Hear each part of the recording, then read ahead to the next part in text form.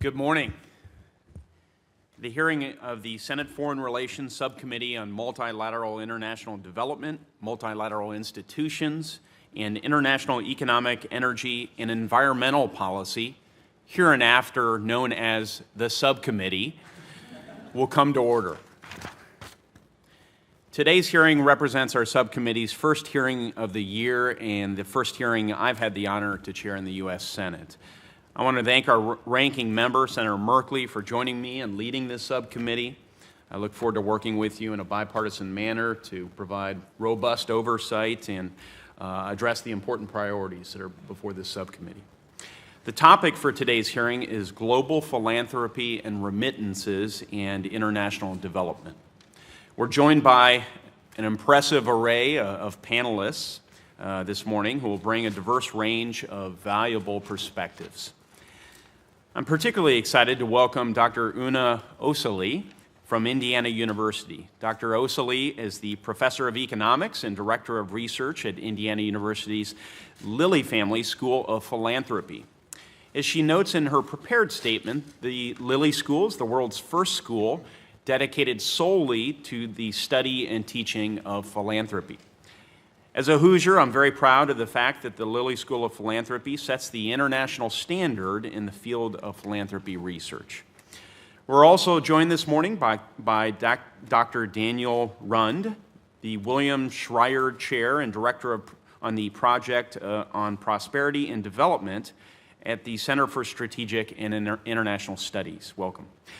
Mr. Sam Worthington, the Chief Executive Officer of Interaction, as well as Ms. Samar Arya, the Managing Director for Diaspora and Multicultural Development at the United Nations Children's Fund. I welcome each of you. As I said, the purpose of today's hearing is to better understand the role that philanthropy and remittances play in international development. Much has changed in recent decades. According to the 2016 Index on Philanthropy and Remittances, 84% of all donors' total economic engagement with the developing world is through private financial flows, with only 16% from government aid.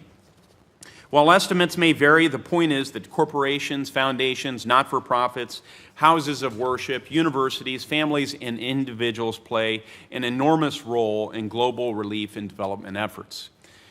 As a result, if we're going to address most effectively the development and humanitarian challenges of our time, we need to understand and facilitate the role of legitimate philanthropy and remittances in international development.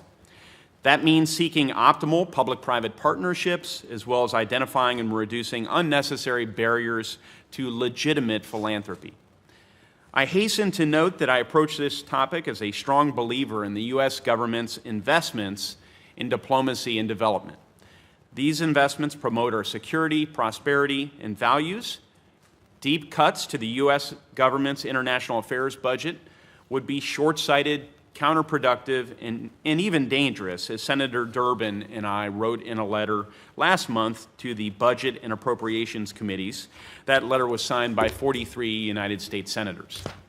For that reason, I see philanthropy and remittances as valuable complements to, not substitutes for, robust U.S. government investment in our international affairs budget. So with those ideas in mind, here are some of the related questions and issues that I'm interested in exploring with our witnesses today. What is the scale and nature of global philanthropy and remittances, and what unique role do they play in international development? How can the United States government more effectively partner with the private sector to promote international development? What unnecessary or unwise obstacles exist to legitimate philanthropy and remittances related to international development? And what can the U.S. government learn from the private sector with respect to innovation in international development, including evidence-based and outcome-based approaches?